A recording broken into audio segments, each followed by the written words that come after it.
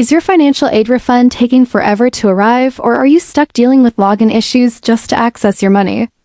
You might be using BankMobile Disbursements platform that's become the go-to method for hundreds of U.S. colleges and universities to deliver student refunds and leftover financial aid. But with so many schools relying on it, does that mean it's actually reliable? In this video, we take a closer look at BankMobile Disbursements, operated by BM Technologies, BMTX, in partnership with First Carolina Bank and Customers Bank. On the surface, the setup looks legitimate, with real banking institutions involved and wide usage across the country. It offers multiple refund options and even provides access to support channels. However, not everything is as smooth as it sounds. We found repeated complaints from real students frustrated by delayed disbursements, login errors that locked them out of accounts, and customer service that was often slow or unhelpful.